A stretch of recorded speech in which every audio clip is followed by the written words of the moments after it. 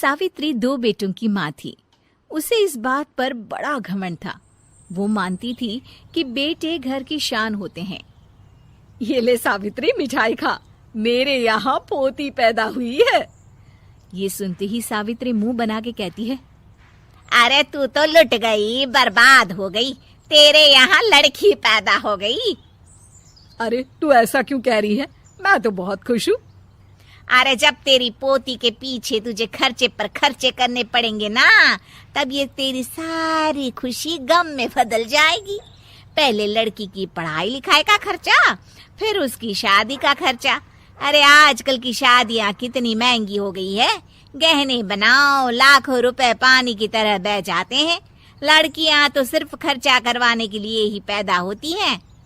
इस तरह लड़कियों के प्रति अपने विचार व्यक्त करते हुए सावित्री ममता को लंबा चौड़ा भाषण देके चली जाती है। अब तो आप लोग इस कहानी में सावित्री देवी का पात्र अच्छी तरह समझ ही गए होंगे। कुछ समय बाद सावित्री की बड़ी बहू भी एक लड़की को जन्म देती है। फिर क्या था, सावित्री पूरा आसमान सर पर उठा लेती है। हे भगवान, ये तू मुझसे किस जन्म का बदला ले रहा है? अरे मैं तो मंदिर में रोज आकर तुझसे कहती तो थी कि मुझे एक पोता चाहिए, और तूने मुझे पोती दे दी। इतनी मिठाइयाँ और प्रसाद चढ़ाने का क्या फायदा हुआ? तभी सावित्री की बहू निशा कहती है, क्या माँ जी, आप भी इतनी सी बात पर नाराज हो गई हैं? देखिए तो आपकी पोती कितनी सुंदर है, बिल्कुल आप पर गई है।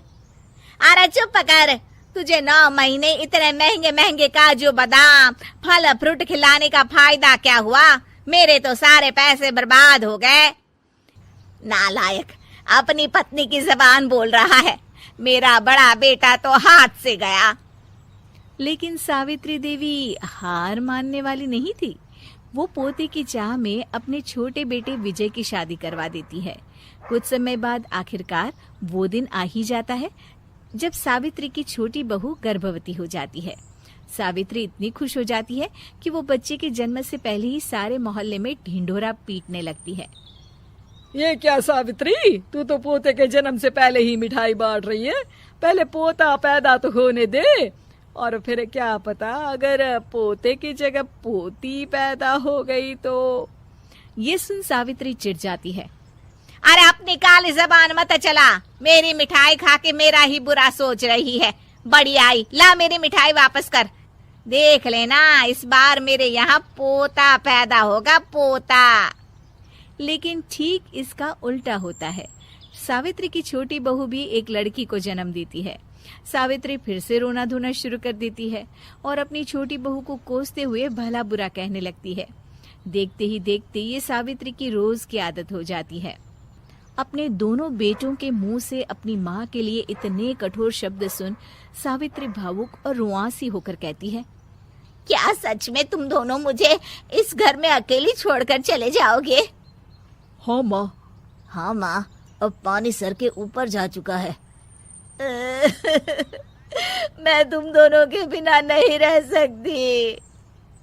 अपनी सास के आंसू देख अजय और विजय की पत्नी अपने पतियों से लड़ पड़ती है। अरे जिसे जाना है वो जाए, मैं माँ जी को छोड़कर कहीं नहीं जाने वाली। भाभी, आप ये क्या कह रही हैं? वही जो तुम सुन रहे हो, दीदी बिल्कुल सही कह रही है। हम बेटियों के संस्कार हमें सिखाते हैं कि सास माँ समान नहीं बल्कि माँ ही होती है, और उस माँ की जिंदगी भर सेवा की जाती है। बेटे अपना फर्ज भूल सकते हैं, लेकिन बेटियां नहीं। आप दोनों शौक से जा सकते हैं। माँ जी, हम दोनों के रहते आपको किसी बात की फिक्र करने की जरूरत नहीं।